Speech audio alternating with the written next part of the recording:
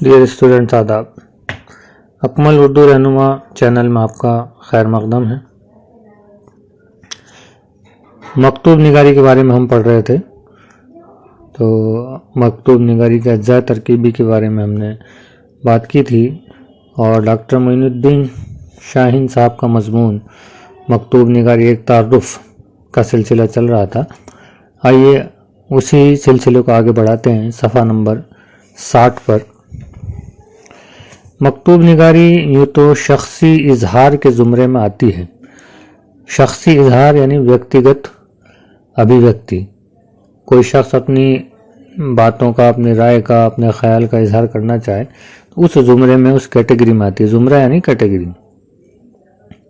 लेकिन मकतूब निगार बाज़ औक़ात ऐसी मालूमाती और आलिमाना बातें अपने मुखातिब या मकतूब इलैह को लिख देता है जो और कहीं नहीं मिलती। ताहम इस तरह एक शख्सी और ज़ाती तहरीर फ़न पारे का दर्जा हासिल कर लेती है। तो कभी कभी ऐसा होता है कि कोई आलिम आदमी या कोई फ़न का माहिर आदमी जब किसी को ख़त लिखता है तो उस ख़त में वो अपने इल्म व अदब का और अपने फ़न का भी जो है वो इजहार करता है, या फ़न की और इल्म अदब की गहराइयों के बारे में, उसकी गहराइयों के बारे में भी ख़त में तहरीर करता है। तो वो फिर ख़त दरअसल ज़ाती या शख्सी ख़त नहीं रहता, वो एक अदबी असासा बन जाता है, एक फ़न पारा बन जाता है। बाज़ मुफ़क्किरीन, मुफ़क्किर कहते हैं दार्शनिक को, सोचने वाले, फ़िक्र करने वाले लोग। बाज़ मुफ़क्किरीन ने आला और उम्दा किस्म के खतूत को तख्लीक़ी अदब के ज़ेल में शुमार किया है। तो बहुत से मुफ़क्किरीन हैं, दार्शनिक, वो कहते हैं कि जो आला किस्म के खतूत हैं वो भी जो है साहित्य का, अदब का सरमाया है। उर्दू में मंजूम और मंशूर दोनों किस्म के मकतूबात की मिसालें मिलती हैं। मंजूम यानी जो नज़्म की तर्ज में ख़त लिखा जाता है उसको हम मंजूम कहते हैं, नज़्म की शक्ल में जो खतूत लिखे जाए। मंजूम खतूत में इस बेतकल्लुफ़ी और बेसाख्तगी का फ़ुक़दान है, फ़ुक़दान यानी एब्सेंस है, मौजूद नहीं है, जिसे मकतूब निगारी के लिए ज़रूरी समझा जाता है। तो मंजूम जो ख़त हैं जो नज़्म की शक्ल में लिखे गए हैं तो उसमें बनावट और तसन्नो है, बेसाख्तगी और बेतकल्लुफ़ी और रवानी नहीं है। तारीख़ अदब उर्दू के मुताले से ये इल्म होता है कि जिस तरह शोराए उर्दू के तज़किरे फ़ारसी में लिखे गए, उसी तरह शोरा और उदबा ने, शोरा शायर की जमा है, उदबा अदीब की जमा है, शोरा और उदबा ने फ़ारसी ज़बान में ख़त लिखकर अपने इल्म व फ़ज़ल व कमाल का सिक्का जमाने की कोशिश की, लेकिन ये सिलसिला तादेर कायम नहीं रह सका। उर्दू में मकतूब निगारी की रिवायत मिर्ज़ा गालिब के पेश रो शोरा ने शुरू कर दी थी, जिनमें ग़ुलाम गौस बेखबर, ग़ुलाम इमाम शहीद और क़तील जैसे हज़रात और उनके जैसे बाज़ मुआसिरीन के, यानी हम असर, मुआसिरीन हम असर यानी हम ज़माना, असर का मतलब होता है ज़माना, यानी उनके ज़माने के साथी इस्माए गिरामी शामिल हैं। इस्माए गिरामी नाम शामिल हैं। तो गालिब से पहले जो शोरा कराम है उन्होंने इस सिलसिले को वैसे शुरू कर दिया था, सादा तरीक़े के खतूत लिखने के सिलसिले को, लेकिन उनमें से किसी के भी खतूत का मजमुआ शाये नहीं हुआ। सिर्फ नमूनतन उनके मकतूबात की चंद नादिर, मकतूबात यानी ख़त की जमा, नादिर तहरीरें इधर उधर मिल जाती हैं। तो उनके जो खतूत हैं उनके मजमुए कभी भी हमें हासिल नहीं हुए, बल्कि उनके तहरीर के एक दो नमूने इधर उधर कहीं मिल जाते हैं।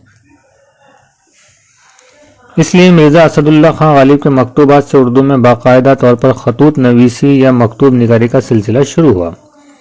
गालिब ने मकतूब निगारी को जो आब व ताब बख्शी वो आज भी कायम है, यानी जो चमक उन्होंने बख्शी वो आज भी कायम है। उन्होंने मुरासले को मकालमा बना दिया। मरासला यानी ख़त को मकालमा यानी डायलॉग बना दिया, यानी वो ख़त ऐसे लिखते थे, ऐसा लगता था कि वो सामने बैठे हुए बातचीत कर रहे हैं। तो उन्होंने जो है ख़त को बातचीत का रूप दे दिया। अलक़ाब व आदाब का फरसुदा तरीक़ा तर्क किया, जिसे मुस्तहसिन कदम समझा गया। मुस्तहसिन यानी अच्छा कदम समझा गया कि उन्होंने आदाब और अलक़ाब का जो लंबा चौड़ा तरीक़ा था उसको हटा ही दिया बिल्कुल। उनके खतूत अदबी, तारीख़ी, सियासी, माशरती, तहज़ीबी और तमद्दुनी एतबार से खुसूसी अहमियत के हामिल हैं। तो उनके जो खतूत हैं वो अदबी एतबार से भी अहमियत के हामिल हैं, तारीख़ी यानी ऐतिहासिक اعتبار سے بھی، کیونکہ ان کے خطوط میں اس زمانے کے جو حالات ہیں ان کی عکاسی ملتی ہے، ہم اس کو اس زمانے کے حالات کے بارے میں جان سکتے ہیں، سیاست کے بارے میں جان سکتے ہیں، معاشرت کے بارے میں جان سکتے ہیں، اس زمانے کی تہذیب اور اس زمانے کے ڈیولپمنٹ کے بارے میں جان سکتے ہیں۔ یہ خطوط عہد ہندی، اردو معلی، خطوط غالب کے زیر عنوان منظر عام پر آ چکے ہیں۔ غالب کی نثر کو پسند کرتے ہوئے علی گڑھ تحریک سے وابستہ حضرات یعنی سر سید احمد خان، خواجہ الطاف حسین حالی، مولوی ذکا اللہ، ڈپٹی نذیر احمد اور شبلی نعمانی وغیرہ نے اردو میں مکتوباتی ادب کو پروان چڑھایا۔ تو غالب کے دیکھا دیکھی ان لوگوں نے بھی، جو ان کے شاگرد بھی تھے اس میں سے، انہوں نے جو ہے اس ادب کو آگے بڑھایا۔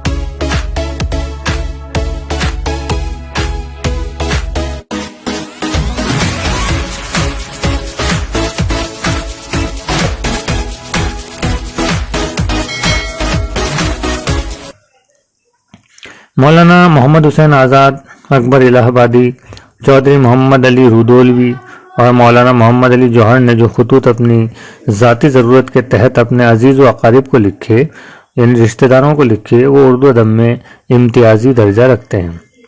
علامہ اقبال اور مولانا ابوالکلام آزاد ایسے مکتوب نگار ہیں جن کے خطوط کے مجموعے شائع ہو کر مقبول عام ہوئے۔ دو لوگ بہت مقبول ہیں جن کے خطوط آپ کو بھی پڑھنے چاہیے، میں سمجھتا ہوں۔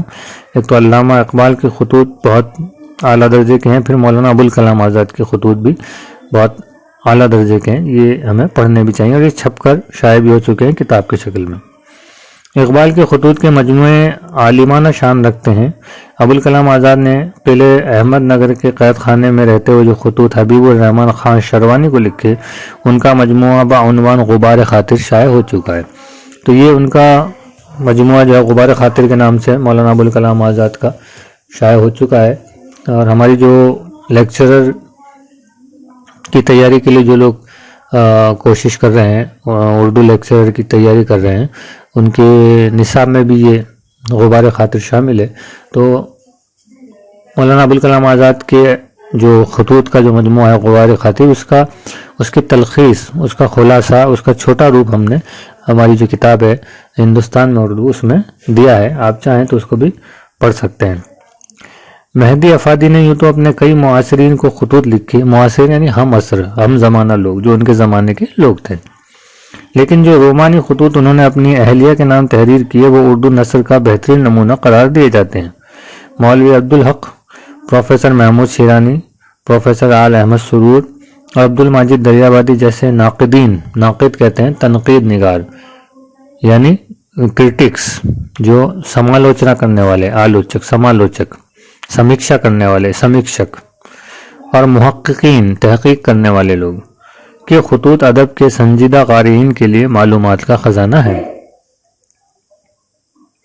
منشی پریم چند، پروفیسر رشید احمد صدیقی، پطرس بخاری، میرا جی، سید سجاد ظہیر اور سعادت حسن منٹو وغیرہ کے خطوط دعوت فکر و عمل دیتے ہیں، یعنی سوچنے اور سمجھنے کی جو ہے وہ دعوت دیتے ہیں۔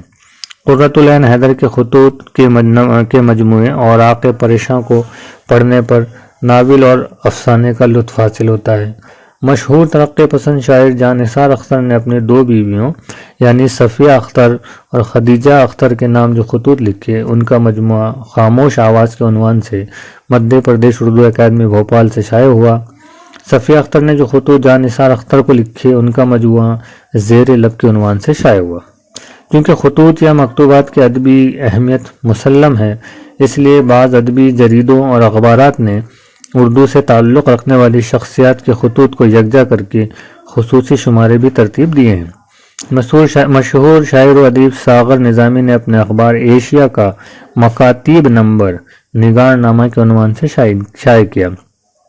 یعنی ساغر نظامی کا جو اخبار چلتا تھا ایشیا، انہوں نے اس اخبار میں مکاتیب نمبر یعنی اخبار کا نمبر، خطوط کے نمبر کے نام سے ایک سلسلہ شروع کیا، اور جس کا نام رکھا انہوں نے نگار نامہ، اور اس میں بہت سارے خطوط کو شائع کیا، چھاپا، جس سے تاریخی اہمیت و حیثیت حاصل ہے۔ اسی طرح نقوش لاہور، یہ بھی ایک رسالہ ہے، کہ مدیر محمد طفیل نے خطوط نمبر اور مکاتیب نمبر شائع کر کے اہم ادبی فریضہ انجام دیا۔ موجودہ عہد میں موقع بہ موقع اردو کے اہل قلم حضرات کے مکاتیب کے مجموعے شائع ہوتے رہتے ہیں، جن سے ادب کو سمجھنے میں بڑی مدد ملتی ہے۔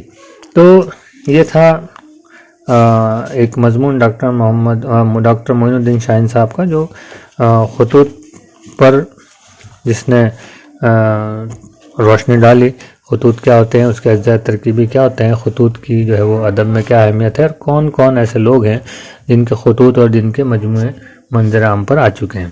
تو یہ ساری ڈیٹیل آپ کو انشاءاللہ ایگزام میں، تو 12th کے ایگزام میں تو آپ کے لیے کارآمد ہوگی بھی۔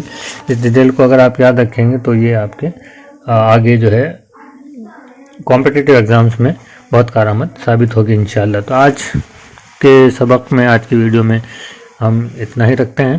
کل جو ہے اگلی ویڈیو میں ہم پڑھیں گے جو آپ کے نصاب میں شامل ہیں مرزا غالب کے 2 خطوط۔ تو کل پہلا خط جو ہے وہ مرزا غالب کا وہ پڑھیں گے اور دیکھیں گے کہ ان کے خطوط کی کیا خاص بات ہے جس کی وجہ سے ان کے خطوط جو ہے وہ اتنے مقبول عام ہیں۔